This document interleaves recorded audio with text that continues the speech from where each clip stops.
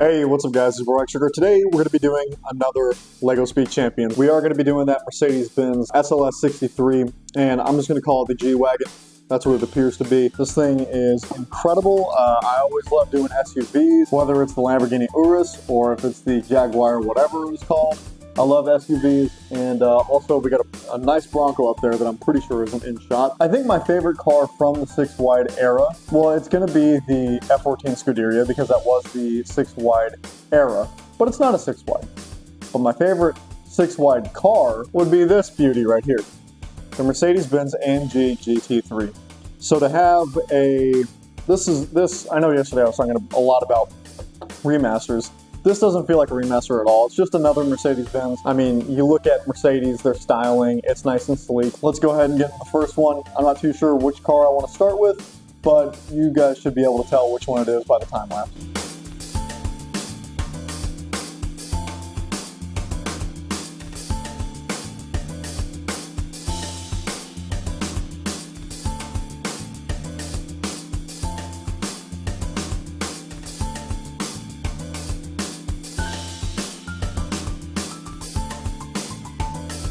As you saw in the time lapse, we did no stops, completed the entire car. Only thing I need to do is put the tires on. 1, 2, 3, 4. There we go. We can grab this manual. We're done. This is exactly what I look for in LEGO Speed Champions. Now, you may be, a little surprised, why is this thing out? This is obviously here because two big SUVs. Why would it not be here, right? You look at the comparison between the two. One is very, very dusty. Jesus Christ, it's almost embarrassing, but it's obvious. But this one, why? Well, there's a particular feeling that I get when I make certain cars. I would include the F14 Scuderia truck, but that's in a whole different tier. It's not the same feeling. It's far beyond that even. But there's a certain feeling you get when you complete a Speed Champion set like this. It's amazing. It's really, really nice. I love this car, and I can't really describe it without repeating the same words over and over again because sometimes my vocabulary is not the greatest. I really do love this car. I really do love this car. I really do love this car. The F14 Scuderia is goated. Nothing is ever beating it. And if that ever happens, I don't know. So that precedent, don't even think about it. But this is what I love in Speed Champions. This is amazing. My favorite Speed Champions car is the McLaren F1. Close contender would be the Nissan GTR R34 from Fast and Furious. But we can take it a step further and we can go into complex builds for Speed Champions, and that's exactly what this, let me be respectful. The Mercedes-Benz AMG G63, this car overall was just incredible to build. The top part is very, very flat. It's just thin plates that you keep stacking parts on, and when you put it together, it's so satisfying because there's basically, it looks like a fork on the top, a 3 whatever fork, where it's 1, 2, 3, and then that just goes right on top, perfectly in between the top part of the windscreen, and it's just so satisfying the way that goes together. And then of course it hooks onto the back. This tire cover for the back is, I mean, I could see that falling off. I don't touch these, so I don't think it's gonna happen. These exhaust pipes coming from the side skirts, beautiful. I love that, and I love that metallic finish. The sleek black is, I love the way that this looks. The way that the hood goes on is also phenomenal, and in fact, I think, wow, why did I just realize that you could do that? I was like, wait, this is on a hinge system. I should be able to, and come on. I don't know why, but when I'm building, I'm just building. That's all I'm doing. I'm just building, not thinking about much. And then it's when I put it all together that I realize, wait a second, hinge system. All right, I hate to say it, but this is definitely better than the Bronco. And I think it's probably better than the Dragster. The Dragster is really cool, but there were quite a few printed pieces. I can't quite remember all of them. These little AMG logos on the side, I doubt that you can see that, but hopefully I can zoom in post and have you see that. Also, these headlights are printed. Very minimal on stickers. That's all you can really ask for. This is a great car. I talk about the C-hooks all the time. If you've been around for a while, you know exactly what I'm talking about. If you haven't, you probably have no idea what I'm talking about. I am basically Lego illiterate. I don't know what certain parts are, so I'm talking about the ones, feels like it would be a Technic piece, but it could be Lego, I'm not too sure.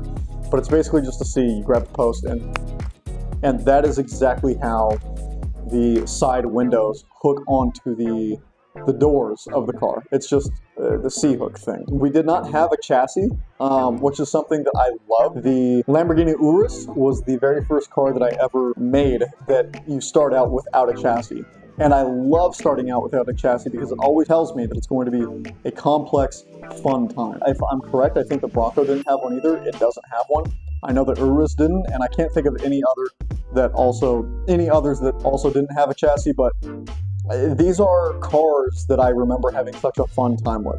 And that's exactly what this was. This is really cool. You look at, I'll just grab a random car. We'll grab the one that I did yesterday. This is an extremely typical build, except for some really unique parts. You should go watch that video, it was cool. It's got the regular Lego axles. It's got the regular Lego chassis. It's got a lot of parts that you expect to see because that is typical. Most cars are cut and dry. It's the same thing every time. It's just the build process and the externals that look very different. But it's when you go out of that everything becomes so fun. We're gonna go on to the SL63 now. It's not topping this. It's not topping this.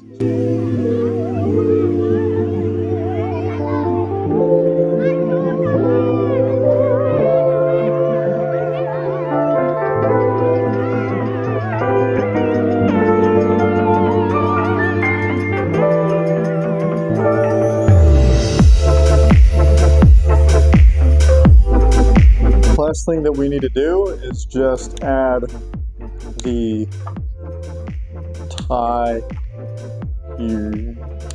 There we go, we're done. All right, let me go ahead and put the minifig in there. I don't know why I just said, all right, we're done, like as if this took me forever. I actually feel like this is one of the fastest ones I've ever done. Manual, completed. Let's get the sticker sheet out of here too. This is a great set. This is one of the best sets I think they've probably ever come out with. It wins. Absolutely, it wins. One of the best cars that have ever come out, but it didn't beat it by a complete landslide. Had this not been in the pack and it was some other car, or if this was even a single, which then there would be nothing to compare it to, so that doesn't make sense. What I'm trying to say is if this was any other car, I guarantee this would have been my favorite because it really is so nice. I love the rounded corners and everything. The little details that you're able to see in like the front, there's printed bits and then there's also little metallic pieces that you add into the grille serve a purpose. There's so much here and it's really beautiful. And I also love that it is a convertible. We don't get that very much in Speed Champions. I do believe that no, it wasn't the AMG GT3. There was another 6-wide car that was also capable of being converted into a convertible. Let me see if I take a look real quick, if I see anything else that looks like it could be convertible. I mean, there's the F1 cars, but that doesn't count. Yeah, so point remains, it's pretty rare. What's amazing about this set, and I hope that this is kind of the standard going forward, as we saw with the G-Wagon, you can lift up the hood, and of course, with the SL63, we have the exact same feature. I think that is a great addition, and I really hope that we continue to see this going forward. I had praised the G-Wagon for the lack of a chassis, the lack of axles, and just having an overall very unique build. But I'm praising this car for its looks. It does have a chassis, as you can see here. It does have axles, and it has a lot of the things that we come to expect. It even has the classic front bits for the headlights that we see time and time again.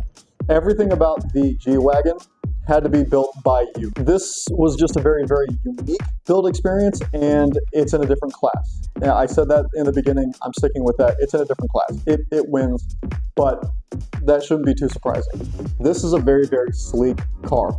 That's another thing that it's funny because the car I'm about to bring out is also extremely yellow, but also extremely dusty. The Toyota Supra.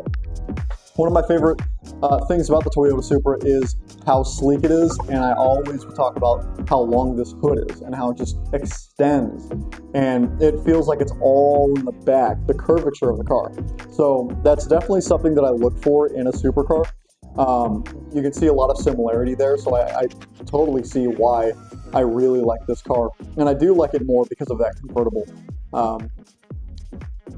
I don't know. Overall, I think this is one of my favorites. The F1, the Nissan GT-R R34, still better than it, but overall, it's obvious why I like it. You look at the Supra, you look at this, it's nice. There's not too much I can say about the interior. With a lot of these newer waves, you do see a lot of like unique ways of putting things together. There's just nothing that really comes to mind that I can describe that's super unique to this car than some of the other cars a part of this wave and the previous wave. Beautiful. Anyways, if you guys enjoy it, make sure to like, comment, and subscribe, and I will see you guys in the next one. Peace.